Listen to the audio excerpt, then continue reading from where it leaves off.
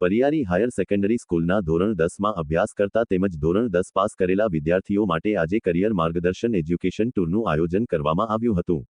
આ ટૂરનું આયોજન પરિયારી ગ્રામ પંચાયતના સરપંચ શ્રી ભાવિકભાઈ હળપતિના સહયોગથી કરવામાં આવ્યું હતું। કાર્યક્રમનો મુખ્ય હેતુ વિદ્યાર્થીઓને ધોરણ 10 બાદ ઉપલબ્ધ વિવિધ અભ્યાસક્રમો, સ્ટ્રીમની પસંદગી અને કારકિર્દીના વિકલ્પો અંગે યોગ્ય માર્ગદર્શન આપવાનો હતો। ટૂર દરમિયાન વિદ્યાર્થીઓએ સૌપ્રથમ નર્સિંગ કોલેજની મુલાકાત લીધી, જ્યાં નિષ્ણાતો દ્વારા કરિયર ગાઈડન્સ સત્ર યોજાયું હતું। ત્યારબાદ વિદ્યાર્થીઓએ પોલિટેકનિક કોલેજ, એન્જિનિયરિંગ કોલેજ અને આઈટીઆઈની મુલાકાત લઈને વિવિધ અભ્યાસક્રમો, પ્રવેશ પ્રક્રિયા, કૌશલ્ય આધારિત શિક્ષણ અને રોજગારની તકો અંગે વિસ્તૃત માહિતી મેળવી। વિદ્યાર્થીઓને ધોરણ 11 અને 12માં પોતાની રસ અને ક્ષમતા અનુસાર યોગ્ય સ્ટ્રીમ અને વિષયોની પસંદગી કેવી રીતે કરવી તે અંગે પણ માર્ગદર્શન આપવામાં આવ્યું। શૈક્ષણિક મુલાકાત ઉપરાંત વિદ્યાર્થીઓને કેમ્પસની વિવિધ સુવિધાઓ, પ્રયોગશાળાઓ અને આધુનિક શિક્ષણ વ્યવસ્થાનો પરિચય કરાવવામાં આવ્યો। સમગ્ર કાર્યક્રમ દરમિયાન વિદ્યાર્થીઓએ ઉત્સાહપૂર્વક ભાગ લીધો, વિવિધ પ્રશ્નો પૂછીને નિષ્ણાતો પાસેથી માર્ગદર્શન મેળવ્યું અને પોતાના ભવિષ્ય અંગે ઉપયોગી માહિતી મેળવી।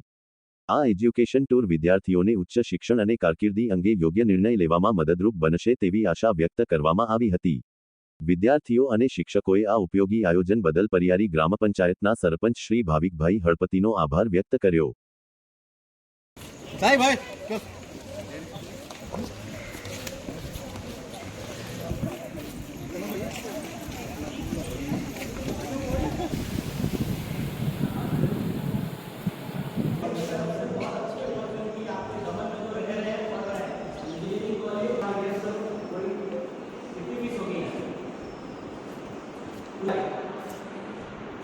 जब भी आप अपना एक करियर ऑप्शन बिना बेसिस में बताएंगे पीछे की तरफ ये पूरा बिल्डिंग जो हमारे वर्कशॉप में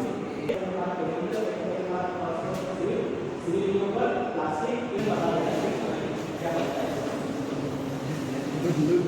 अब આપણે સપોઝ આપણે મેડિકલ એન્જિનિયરિંગમાં આવીએ આપણે આ બધા જે ઉકેલા છે તે બધા લેવું છે એ વસ્તુમાં અલગ અલગ। સૌપ્રથમ તો પહેલાં આજે છે ને રાષ્ટ્રીય આપણો વિદ્યાર્થી દિવસ છે, તો એની બધા જ વિદ્યાર્થીઓને શુભકામના। અને આજના દિવસ માટે મેં પહેલાં પણ સ્ટુડન્ટ સાથે પ્રોમિસ કરી હતી કે જે પણ 10મા ધોરણમાં આપણા છોકરા જે ભણી રહ્યા હતા, એક્ઝામ આપી રહ્યા હતા, એમને અમે દહીં સાકર ખવડાવી એમને એક્ઝામ અપાવી હતી। એ સમયે એમને પ્રોમિસ કરવામાં આવી હતી કે આપણે એજ્યુકેશન ટૂર કરશું, તમે બધા પાસ થઈ જજો। અને અમે જોયું છે કે અમારે ત્યાં 23 સ્ટુડન્ટ હતા, એમાંથી 22 પાસ થઈ ગયા છે। અને જે પાસ થયા છે એને સાથે અને અત્યારે જે હાલ રનિંગ છે 10મા ધોરણમાં જે ભણી રહ્યા છે એમને સાથે લઈને અમે engineering college, ITI, nursing college, polytechnic કોલેજની વિઝિટ કરવા માટે નીકળ્યા છે। એનું ફક્ત એક જ ઉદ્દેશ્ય છે કે જેમ આપણે ભૂતકાળમાં ભણ્યા છે, આપણને ખબર હતી કે 10મા પછી શું કરવું, કારણ કે આપણને ખબર જ ન હતી કે 10મા પછી શું કરાય, એન્જિનિયરિંગ કરવું, મેડિકલમાં જવું કે કંઈક બીજા ફિલ્ડમાં જવું, આપણા મા બાપને પણ નહીં ખબર હતી। પણ આપણે એ છતાં પણ થોડું ઘણું ભણી ગયા। હું પણ આ જ સ્કૂલનો સ્ટુડન્ટ છું, કોલેજનો સ્ટુડન્ટ છું।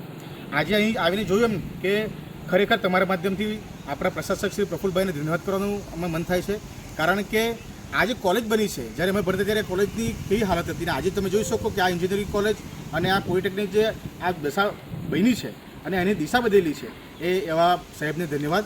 આપણા દેશના જે આપણે વડાપ્રધાન છે એમને પણ ધન્યવાદ કે આપણા નાના પ્રદેશમાં આટલી મોટી કોલેજ આપણે વિકસિત કરી છે।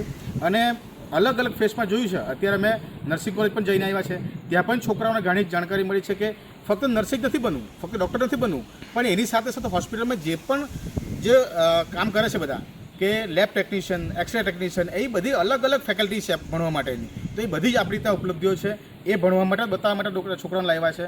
બીજું આપણે જોઈએ છે કે પોલિટેકનિકમાં આવ્યા છે તો એન્જિનિયરિંગમાં આપણે જોઈએ કેમિકલ, સિવિલ છે, મેકેનિકલ છે, કોમ્પ્યુટર છે, પછી આપણે અત્યારે ફેશન ડિઝાઇનિંગ છે અહીંયા। તો આ બધું છોકરાઓ ભણતા થાકી જાય અને ખબર પડે કે કયા કોર્સીસમાં મારે ક્યાં રુચિ છે એ બતાવવા માટે અહીંયા આવ્યા છે।